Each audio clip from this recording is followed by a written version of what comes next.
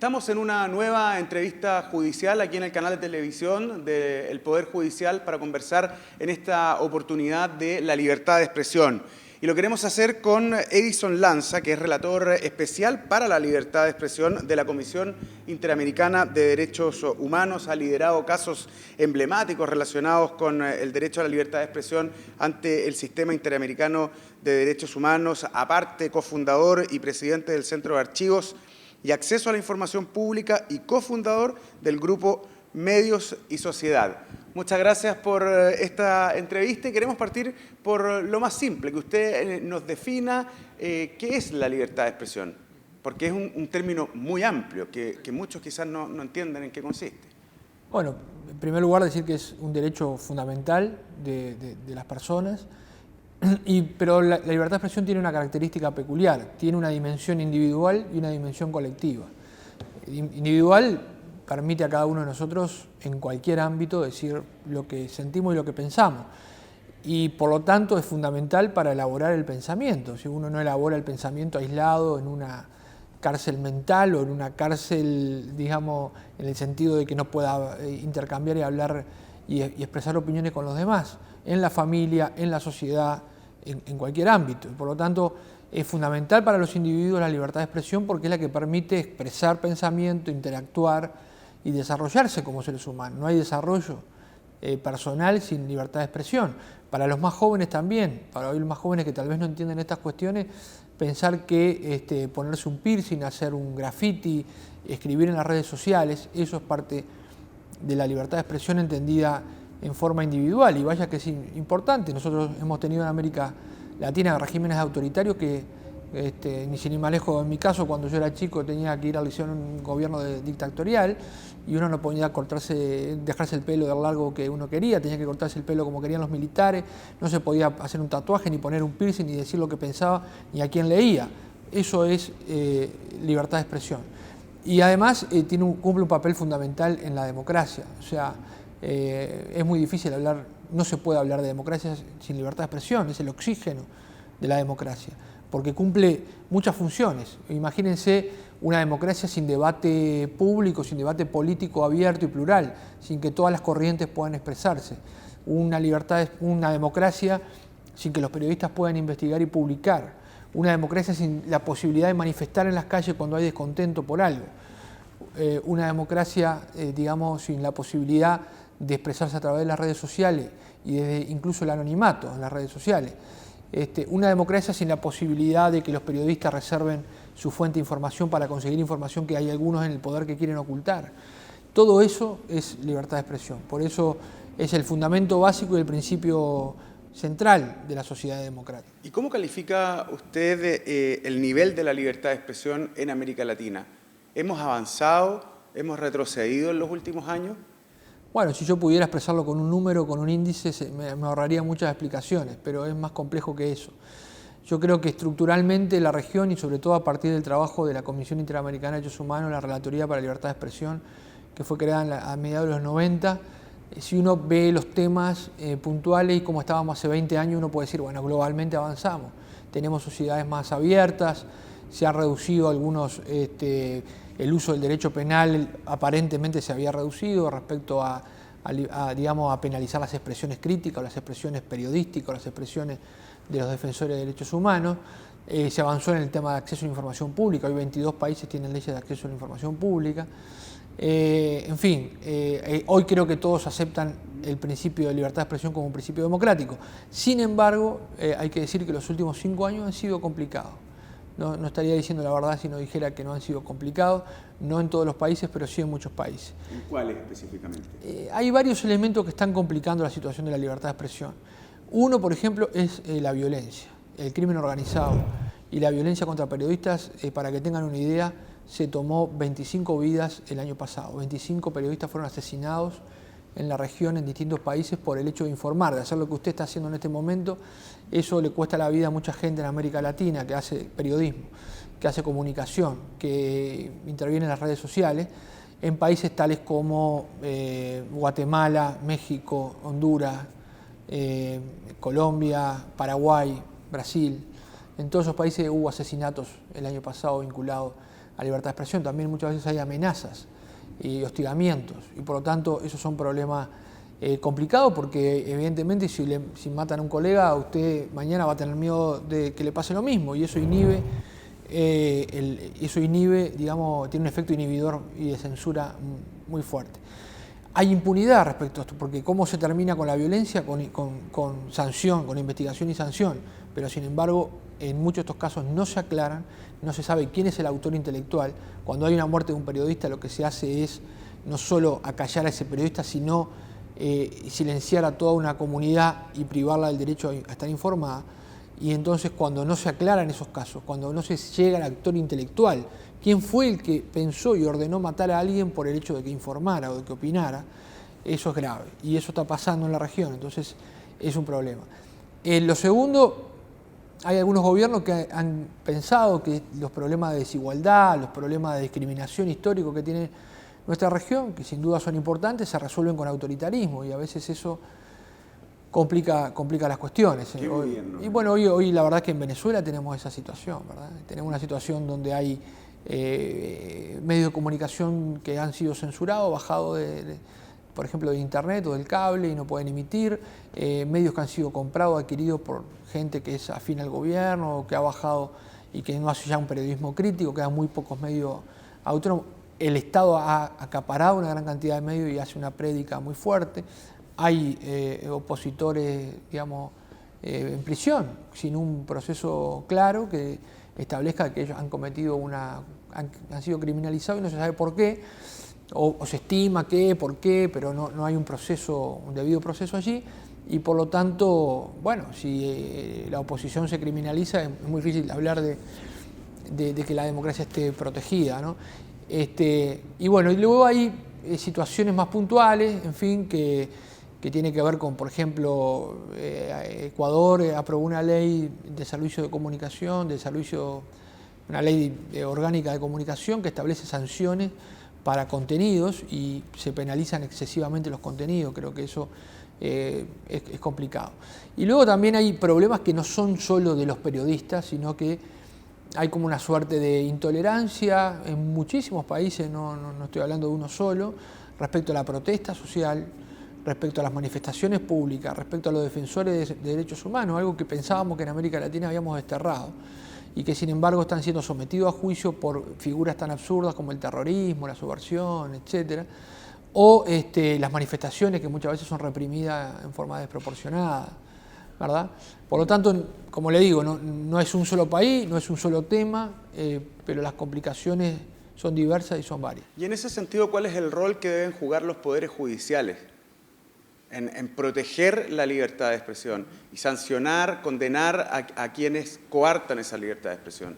Bueno, es central, ¿no? Es clave. Yo creo que quien está llamado a proteger los derechos humanos efectivamente a nivel de las jurisdicciones nacionales es el Poder Judicial, y por lo tanto que el Poder Judicial incorpore estos estándares, altos estándares de defensa, protección de la libertad de expresión en sus fallos, a la hora de dirimir estos conflictos, es fundamental, porque son en definitiva quienes pueden tutelar a nivel nacional de forma más efectiva esto. Por lo tanto, nosotros promovemos un diálogo entre la jurisprudencia nacional y la jurisprudencia del Sistema Interamericano de Derechos Humanos. El Sistema Interamericano de Derechos Humanos, a través de la Comisión y la Corte, ha producido muchísimo material, informes de fondo, sentencias sobre estos temas. Y como los estados que han ratificado la Convención están obligados por esos fallos, es bien interesante que los sistemas judiciales se capaciten, logren incorporar estos estándares, porque van a ser muy útiles a la hora de dirimir estos conflictos. Y lo otro es que muchas veces para defender la libertad de expresión hay que tener valentía, y los jueces son quienes muchas veces tienen la valentía suficiente, porque es claro que a veces la crítica muy abierta, muy dura, muy ácida, puede resultar ofensiva para alguien que es un funcionario público, que es una persona pública. Pero creo que es necesario, porque en una democracia la rendición de cuentas, la interpelación, la crítica, bueno, forman parte del sistema de convivencia, el sistema de gobierno, ¿verdad? Y a veces, yo no digo que todo el periodismo, por ejemplo, sea bueno, o que todas las opiniones sean respetables, pero sí hay que tolerarlas desde el punto de vista, por ejemplo, penal, desde el punto de vista de no penalizar y criminalizar la expresión. Y en ese sentido, ¿cómo califica usted el rol que han jugado los poderes judiciales en Latinoamérica? Bueno, digamos que hay un poco de todo, ¿no? Es decir, nosotros muchas veces recogemos las propias sentencias de los poderes judiciales y los fallos que emiten los tribunales a nivel nacional y los incorporamos a nuestros informes, porque nos parecen que son muy buenos. Otras veces nos llegan casos, digamos, de personas que sienten que el Poder Judicial no les respondió, no garantizó sus derechos y por lo tanto acuden al sistema porque entienden que no recibieron justicia, no fue justa la decisión y no estuvo acorde a los más altos estándares y por lo tanto a veces nosotros tenemos que procesar casos donde hay sentencias que el sistema no comparte o que sobre todo hacemos el control de que si se adecúan o no a los principios que la Convención Americana de Derechos Humanos y toda su doctrina y la jurisprudencia interamericana ha generado y a veces, por eso digo que hay un diálogo, hay veces que nos parece importante incorporar jurisprudencia nacional y otras veces que tenemos críticas hacia esa jurisprudencia. Recién hablábamos de cuáles eran los países donde se veían vulnerados los derechos de la libertad de expresión. Haciéndole la pregunta inversa ahora, ¿cuáles son los países que más lo están respetando en el último tiempo y que debiera ser el camino que a lo mejor debiéramos seguir? Bueno, yo creo que hay un conjunto de países que han logrado, digamos, un fortalecimiento de su democracia y un debate público robusto y que no se persigue, ni se penaliza, ni se criminaliza básicamente a la gente por el hecho de opinar o de expresarse, ¿no? ¿Y eso está en Europa básicamente? No digo en América Latina también, o sea, yo creo que países como Chile, Uruguay, Costa Rica, Perú, Colombia, en fin, son países que Paraguay, o sea, donde el principio de libertad de expresión, se respeta por parte de los gobiernos, lo que no quiere decir que no haya problema y que no haya que perfeccionar cosas y que no haya siempre debates entre los medios y el poder, porque eso es parte también de este asunto, es decir, pensar que va a haber una situación idílica donde no hay ningún problema, ninguna tensión ni ninguna discusión, también estaría mal, porque parte del asunto es que son poderes o son, digamos, de algún modo, sectores con roles diferentes, ¿no? Y el tema es seguir avanzando, ¿no? En países que han logrado reformas importantes legislativas, que han logrado un clima para el ejercicio de la libertad de expresión razonable, donde ni el presidente ni los ministros están permanentemente criticando, estigmatizando a la prensa, etcétera. Bueno, creo que ahora eso hay que fortalecerlo con terminar las reformas y terminar de hacer las cuestiones. También es cierto que uno se pone a analizar cada uno de los países que aparentemente están bien y tienen pequeños problemas que son importantes atacar. Por ejemplo, cómo se asigna la publicidad oficial, cómo se distribuye ese importante recurso que tienen los gobiernos, se usa para castigar a algunos y promover a otros. Hay pluralismo en el sistema de medios, hay la suficiente diversidad de medios y de propiedad de medios, los medios comunitarios han sido incluidos en los medios de comunicación, hay pluralidad de voces en los medios, o sea, ya estoy hablando de un nivel tal vez de mayor exquisitez, pero me parece que es importante no descuidar estas cosas. ¿Es más complejo cuando los medios de comunicación, por ejemplo, pertenecen a grupos económicos importantes? ¿Lo hace más complejo aún? Bueno, yo creo que la radiodifusión y los medios comerciales cumplen un rol importante en la sociedad. Muchas veces son los que tienen los recursos para justamente tener más periodistas en la redacción, más investigación, etcétera. También digo que cualquier tipo de oligopolio o de concentración indebida en los medios de comunicación es un problema para la democracia y para la libertad de expresión y para la democracia, ¿no? Entonces, digamos, el Estado también tiene la obligación de preservar de que no se generen oligopolios donde 2 o 3 grupos controlen todos los medios de comunicación. Eso es una cuestión que también es importante. Ahora bien, todo requiere su equilibrio. En particular somos partidarios de un sistema de medios de comunicación donde convivan medios comerciales, una variedad de medios comerciales, algunos medios públicos, pero buenos, realmente públicos, y no que sean instrumentos de los gobiernos para hacer propaganda, y medios comunitarios que cumplan un rol en las comunidades locales o en la comunidad y en la sociedad civil. Así que ese debería ser nuestro objetivo, nuestro norte, y el Estado tiene herramientas para lograrlo, ¿no? Por último, el boom de las redes sociales ha variado el escenario de la libertad de expresión. ¿Cuál es el límite? ¿Hay un límite nuevo? No, yo diría que en principio lo que hay que saludar es que hay una expansión de la libertad de expresión. Hoy estamos ante la comunicación individual masiva, digamos. Cada uno puede ser su propio broadcaster, o sea, algo que antes solo se podía lograr a través de un intermediario que eran los medios. Hoy la gente participa del espacio público en las redes sociales, en múltiples espacios y plataformas. Por lo tanto, estamos en un momento increíble para la historia de la humanidad y para la historia de la libertad de expresión. Parece que la primera vez en la historia donde la gente puede expresarse y ser escuchada realmente en foros más amplios, no solo en el café de la esquina o en su casa o en una discusión de amigos. Hoy, hoy cualquiera puede tener 5.000, 10.000 seguidores y puede tener una opinión que influya en los demás, o puede informarse por los demás, puede expresarse, puede seguir a los medios a través de las redes, creo, lo cual es fabuloso. Pero también hay un límite. Bueno, yo diría... Que raya también en la desinformación muchas veces.